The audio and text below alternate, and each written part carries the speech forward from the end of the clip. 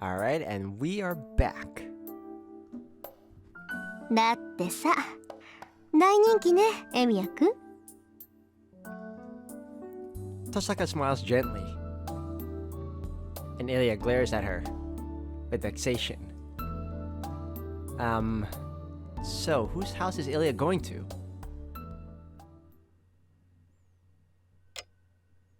In the end, Ilya will be coming to my house. Tosaka and Ilya leave the chapel arguing. I guess I can say they're getting along. Our conversation is over. It's our problem now, so there's nothing to talk about with Kotomine. I follow after them and leave the chapel. But then... 忘れるな、エミヤシロ。お前は戦える体ではない。The priest gives his usual warning. そんなことあるもんか。左腕が使えないだけの話だ。俺はまだ戦える。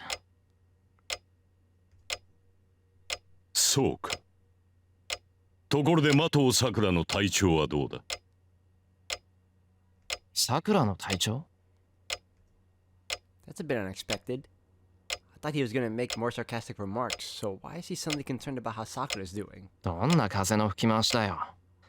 今さらあんたがさくらの心配をして何になる？分かっていないな。私はお前の体の話をしているのだ。いいかね、エミヤシロ。お前も危うい体だが、麻藤さくらはさらに危うい爆弾を抱えている。お前は戦わなければ無事だが、麻藤さくらは刻一刻と崩壊している。だからこそお前は戦いをやめられない。それが自らの死期を早めると承知した上で。麻藤さくらを救うというのなら、エミヤシロは戦わざるを得ない。だが今のお前には戦いそのものが自殺行為に等しい愚行だ。故に麻藤さくらを救うということは自分を殺すということだと理解しているな。それがどうした？そんなのもお前の知ったことじゃないだろう。I chose to save Sakura. I won't back out of my oath no matter what happens to my body. そうか。命を捧げるほどの献身は美しいがな。あの娘はお前にとって果たしてそれだけの価値があるのかどうか。なんだと。最後の忠告だ、エミヤシロ。生かすということは欲望を満たすということ。麻藤さくらを生かしたいというのなら、それを最後まで忘れぬことだ。That's some cryptic foreshadowing right there. I go outside. Tosaka and Ilya are waiting for me there. Ilya is looking up at the sky and Tosaka's glaring at me like she wants to complain. 遅い！綺麗と何話してたのよ、シロ。いや、何って、いつもの皮肉だけど。More importantly, there's something that's on my mind, but I don't know if I should bring it up. Tosaka, are you calling me by my first name now? まあいいわ。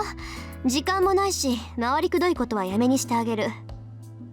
ことは深刻だし、別々にやっても勝ち目は薄いし。尺だけど、昨日のことは水に流してあげるから感謝なさい。Her manner is pompous, but her words are even more so. It's hard to understand, but what Tosaka wants to say is... 遠坂、それってつまり... The truce is a back on. そうよ。協力してあげてもいいって言ってるの。だいたいね、あなただけじゃ心もとないでしょ。造剣を倒すって目的は一緒なんだし、それまで手を組んであげてもいいってこと。Tosaka continues angrily. It feels like I got hit in the head with a hammer. The sudden request is a great fortune. ああ、ありがとう。恩に着る遠坂。お前がいてくれるなら、これ以上の助けはない。I take Tosaka's hand and shake it up and down. This is troubling. I know I'm being too happy, but I can't stop myself. わかった。俺はいいからちょっとタンマ。Tosaka retreats quickly. Then, I don't know why, but she looks at my left arm. その前に一つ聞くけど、あなたその腕が誰のものか知ってるわよね。I nod since it's a matter of course. Tosaka then takes a deep breath. じゃあシロ、今からあなたは私のサーバントよ。 Wow, that is one big leap. 私のサーバントで助かったんだから、それぐらい当然でしょ。 And makes a ridiculous demand.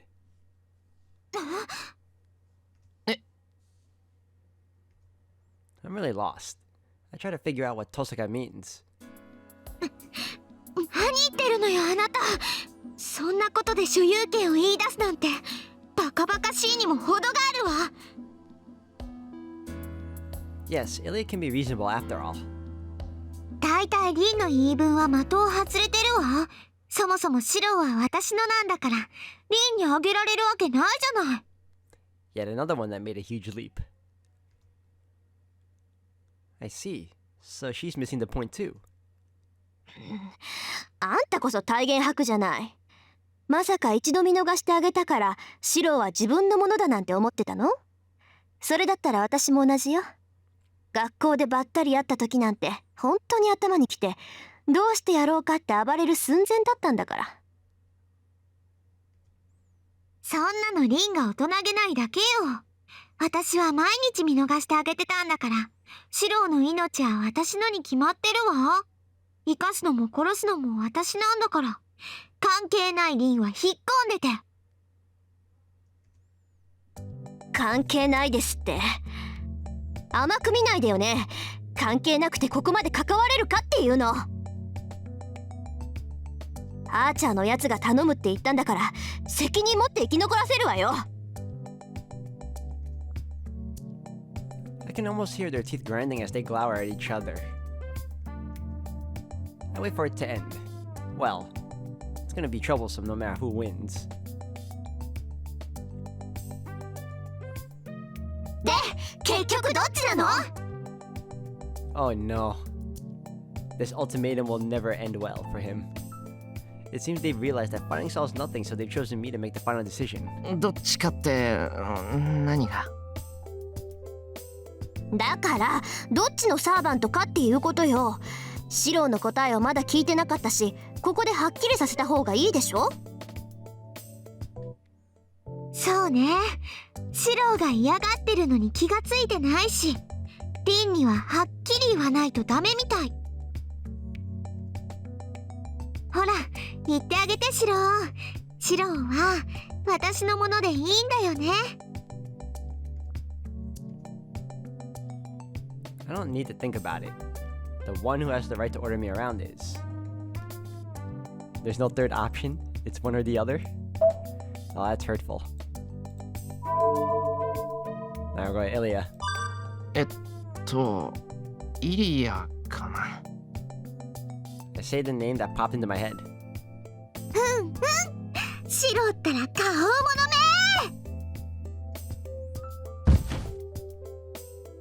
め。 Ilya hugs me. I feel like I'm her brother, so I like how happy she is. But Tosaka is really mad, so my happiness adds up to 0. No, I think it's gonna be negative now. お子様のご機嫌取りをするなんてずいぶんとマメなのね、エミヤくんは。何？もしかして小さい子が好きとかそういう趣味？ There was never gonna be any winning either way. Ow. Tosaka scornfully emphasizes Emiya-kun to criticize me. Her eyes look like they're blaming the socially weak, sending a wave of pain through my stomach. 見苦しいわよ、リン。振られたからって八つ当たりなんてレディーにあるまじき行いだわ。そんなんだからリンはシローに嫌われたのでした。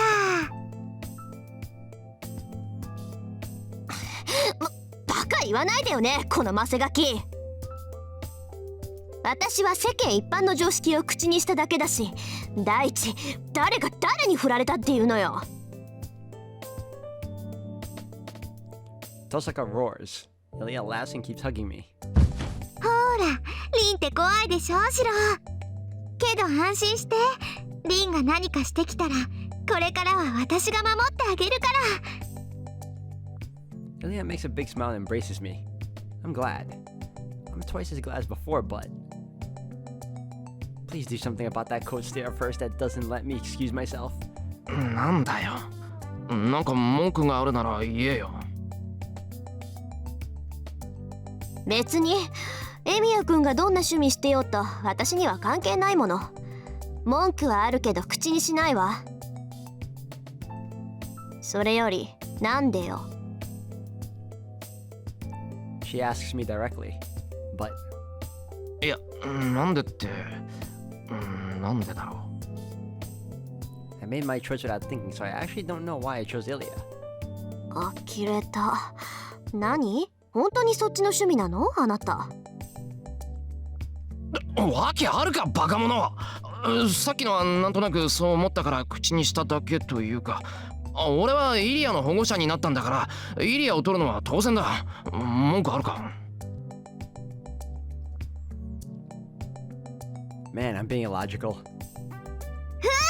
シロは私のサーバントだもんね。 That's not what I meant either. Tosaka's utterly stunned. Ilya's jumping around in joy and it's a big mess. 開き直ったわね。まあそこまで言うなら認めてあげてもいいけど、さくらも大変ね。 She'd have it tough if I chose you too. It doesn't really matter. It's a lose for Shirou. I'm curious. What exactly are you letting slide, Tosaka? けど忘れないで。たとえ使わなくても、シロウの腕は私の腕よ。あなたにはアーチャーの代わりをする義務がある。その体はもうあなた一人のものじゃない。 I can't argue with that. Tosaka lost Archer and my life was saved thanks to his arm. Then I have to help Tosaka in his place. ああ、そうだな。サーバント云々は置いておくとして、今後の方針は遠坂に一任する。俺の考えじゃ限界があるし、遠坂が知恵を出してくれるならその方が確実だ。そういうことよ。私が考える役でシロウは実行する役。私たちは運命共同体なんだから、今後はしっかり働いてもらうわ。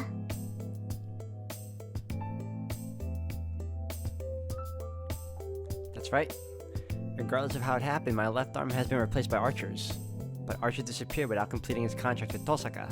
It's only right that he succeed the promise he could not fulfill.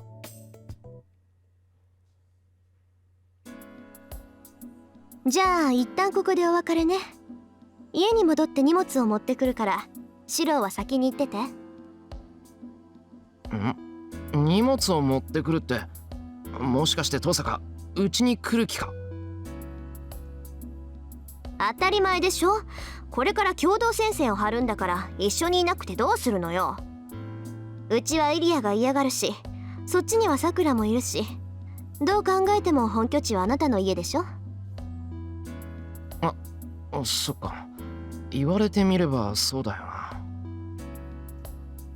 まったく胴に入ってると思ったらなんか抜けてるし、ちょっと選択誤ったかな。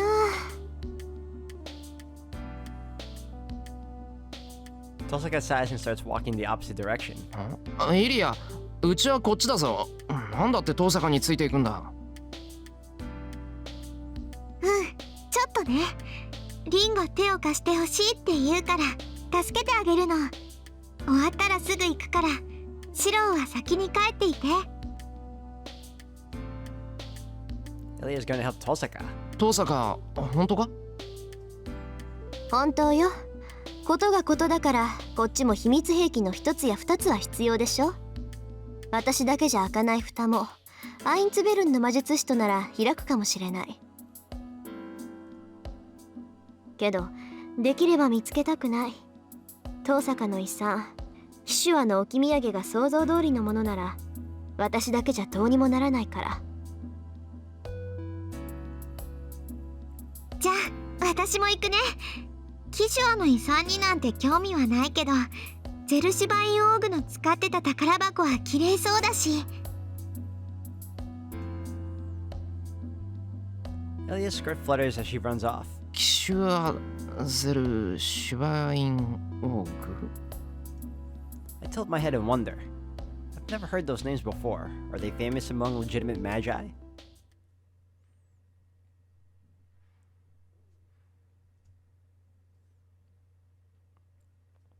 The guests have left. The chapel regains its silence and the priest looks up at the statue. いいのか、聖杯を逃して。The voice comes from behind. Where was he hiding? The golden-haired man asks the priest cheerfully. 構わん。初めから執着があったわけではない。聖杯が彼らにつくのなら止めはしない。そうだったな。もとより私に望みはない。その言が偽りでないのなら、聖杯を押し止めるのは道理に合わん。The man laughs.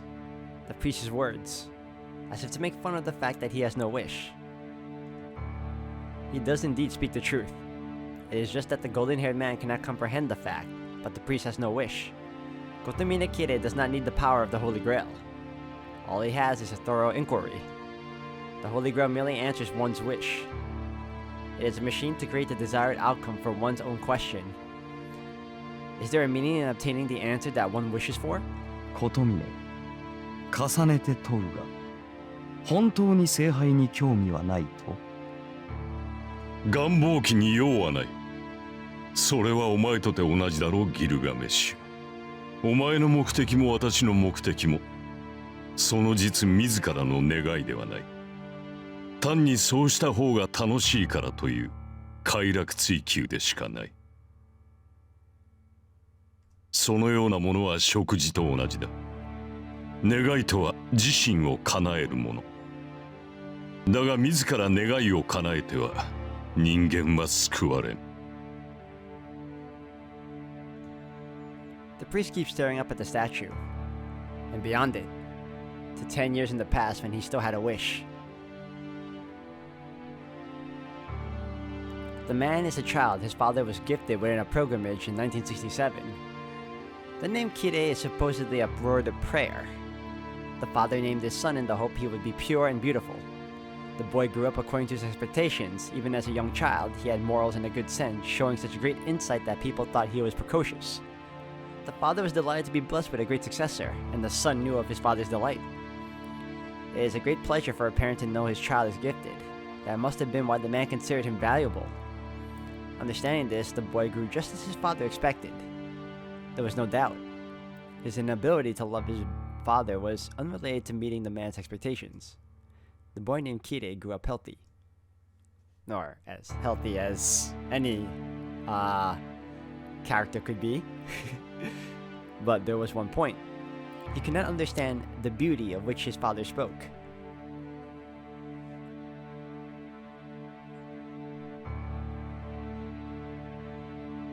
One morning, he realized the inconsistency. He woke up, raised his head, and knew. He was not sure why he understood at that moment. No, he wondered why it took him so long to realize. In either case, he knew what he had forgotten. His father prayed for him to be beautiful and named him Kire. That had always been his question. The things his father considered beautiful, the boy had never considered beautiful. It was as simple as that. He considered moths beautiful instead of butterflies. He considered poisonous plants beautiful instead of roses. He considered the evil beautiful instead of the good. He had a common man's sense of morality, recognizing that it is correct to be good. But by his nature, the boy was only interested in the exact opposite.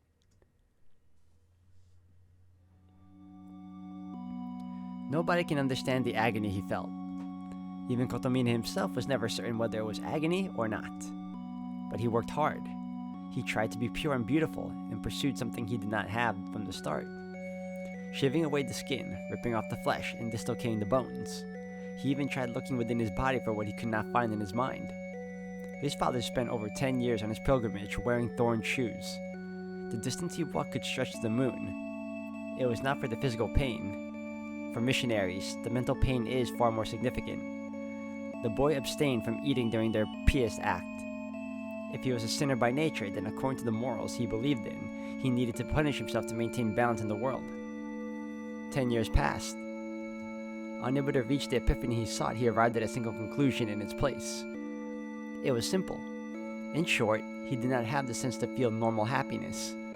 Good matters that people consider right and find happiness in. Philanthropy, trust, glory, safety. Such matters did not delight him, and it's just that he was born with the deficiency. All he took pleasure in was suffering of others. Murder by others, love and hatred of others, degradation of others. Such negative concepts were the only things that made him feel happiness. His misfortune was carrying a sense of morality, even when he had such a mind. The child understood at a young age that he was not in accord with the world, and he tried his best to overcome it. He did not surrender to his condition by indulging in twisted pleasure. He tried to save himself, one who could not find happiness in any normal way, by turning himself into a normal person. And the path was his creed, to become a priest and preach life like his father. It is said that God forgives everything, so he thought God would even save someone who was not born with it like himself. But the result was tragic. He abode by the rules of God, followed the law, and lived modestly, but he could not find any pleasure greater than the pain of others. He believed in the church's teachings that forbade immorality, yet immorality was all he had. But there was no anguish there. From the beginning, he sought after something that did not exist. He did not lose something he had, so there was no reason for him to grieve.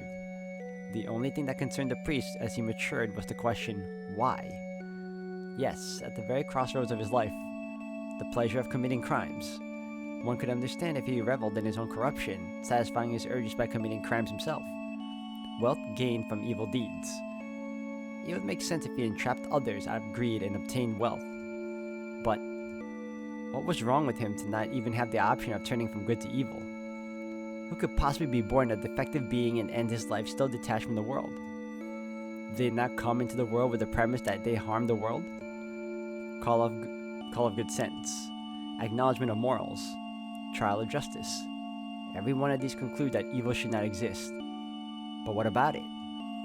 If it should not exist, why are such things created? That is right. If one has deficiency, one should not be born. The world hates evil and removes the faults. But something that was never created or wanted was given life. There are beings that exist to be hated and die. The man inquired where the crime was. His reward for years of anguish and blind devotion was not salvation. Just why? It is a pure question and also anger towards something unknown.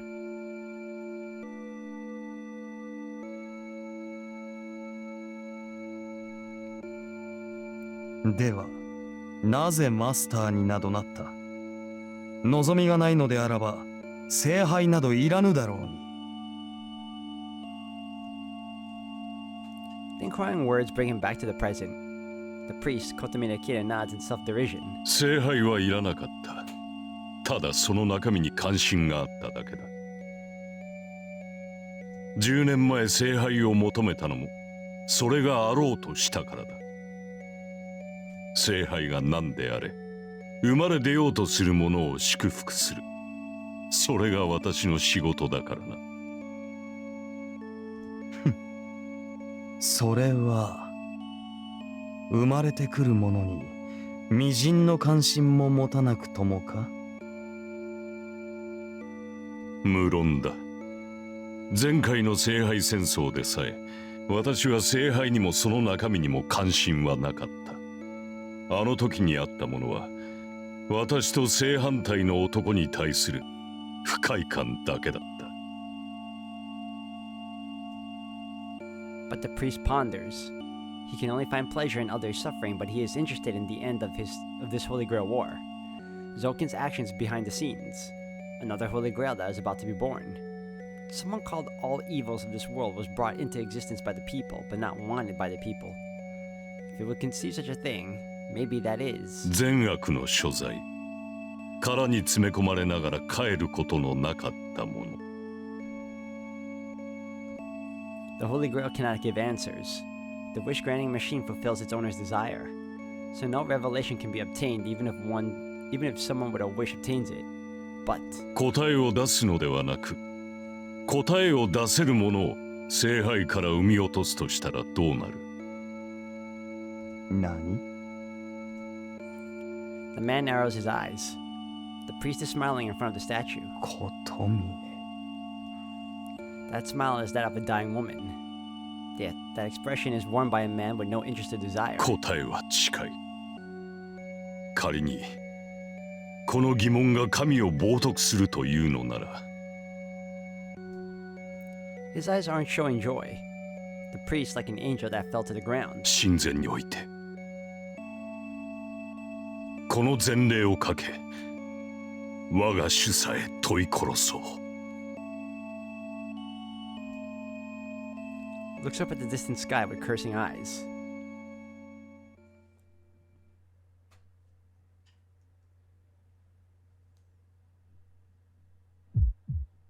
I trudge up the hill. The town is unlively. It's still 8 or 9 o'clock, but the town is desolate and devoid of any human presence. Before I know it, I'm stopping and leaning against the wall. My left arm is burning. Maybe my tension went away by being alone, but my left arm started to hurt ever since I got to this hill. そりゃそうか。よその腕を無理やりつけてるんだから痛まないはずがない。I can't get my breathing together. My arm gets hotter with every step. When it gets hotter than my normal temperature, pain attacks my chest from my arm. 痛いのは腕じゃなくてこっち側なわけか。I lean on a fence and take a deep breath. I think I understand where the pain's coming from. Basically, it's trying to cool off. I don't know how, but my left arm gets hotter every time it moves. When it overheats, the arm sends the excess to the rest of my body. That heat is enough to burn me, causing the pain. The heat enters my body with a sharp pain, and it's more like a cut than a burn. Every time I feel the red dizziness, I feel like I'm getting a long knife inserted from my shoulders and turned inside of me.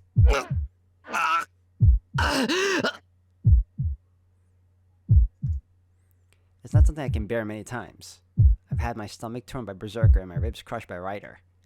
Even with such experiences in mind, the prospect of getting stabbed by my own body sends a chill through me. 大丈夫、落ち着け。体温を上げずにおけばこいつだっておとなしくする。I try to relax while looking up at the sky. It's been 20 minutes since I parted with Tosaka and Ilya. I should have been home by now, but I can't let Sakura see me like this. I have to keep the abnormality of my left arm to myself. くそ、ことみねのやつ。何が実生活に支障はないんだ。こいつになれるのは一筋縄じゃいかないぞ。I place my hand on my left shoulder and press against the arm covered in red cloth. Hard and rigid as steel, it doesn't even budge. Well, I've stopped sweating and my breathing is back to normal. It's getting late, so I should quickly go home and see Sakura while I still look well.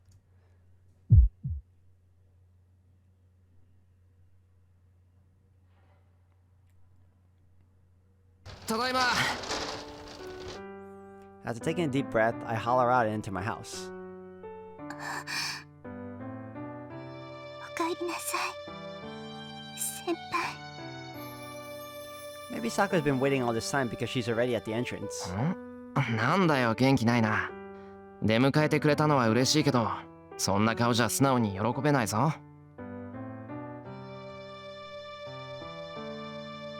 I take off my shoes and go up into my house. I want to rest for today. I'll fill her in on what's happened today after I drink a cup of tea in the living room. そういうわけにはいかないか。お茶の前に事情を話しておかないとな。Tosaka will be coming soon. I have to tell her about what's going on beforehand or she'll be on guard against Tosaka. さくら、今日のことなんだけど。先輩何もおっしゃらないんですか。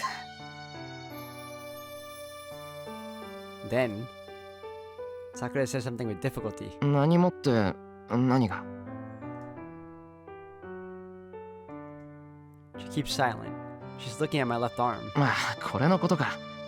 そうだよ見かけがこんなんじゃ普通驚く。 It's covered with cloth that doesn't look anything like bandages.